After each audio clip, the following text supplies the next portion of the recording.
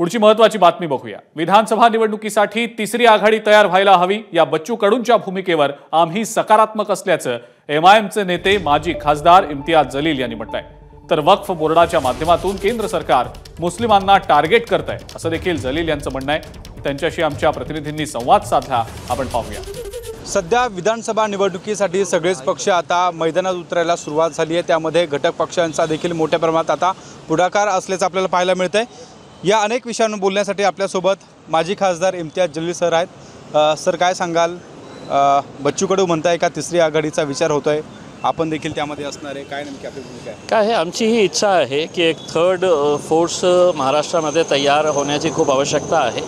त्याचं कारण हे एक आहे की जे प्रस्थापित पक्ष आहे आणि जे प्रस्थापित नेते आहे, लोकांचा विश्वास त्यांच्यावर आता संपलेला आहे। ते आज रात्री एका पक्षामध्ये असते, सकाळी उठल्यानंतर आपल्याला कळतं की ते दुसऱ्या पक्षामध्ये गेलेले आहे। तर एक थर्ड अलायन्स, थर्ड फोर्स तयार झाला तर मला असं वाटतं की एक खूप मोठी ताकद आपण महाराष्ट्रामध्ये उभे करू शकतो। आणि जसा बच्चू कडू साहेबांनी सांगितलेले आहे त्याचप्रमाणे मागच्या आठवड्यामध्ये आमची राजू शेट्टी साहेबांसोबत ही बोलणी झाली होती। आणि सगळं असे जे लहान लहान पक्ष आहे ते सगळे एकत्रित आले तर आपण एक मोठा फोर्स तयार करू शकतो, आमची अशी अपेक्षा आहे। केंद्र सरकार आता वक्फ बोर्डचे जे अधिकार आहेत त्यात कुठेतरी बदल करणार असं देखील आता चर्चा सुरू आहे।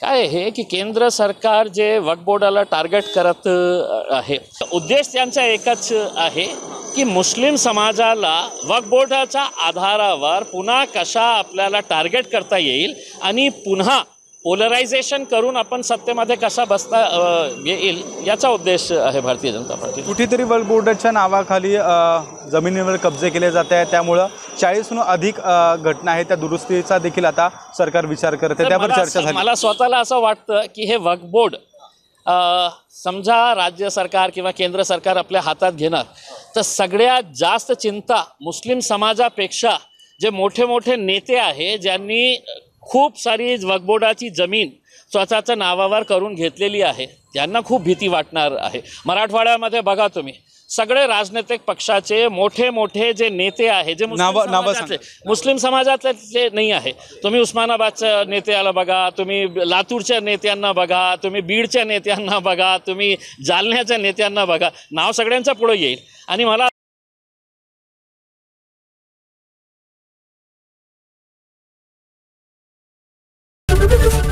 एबीपी माझा, उघडा डोळे बघा नीट।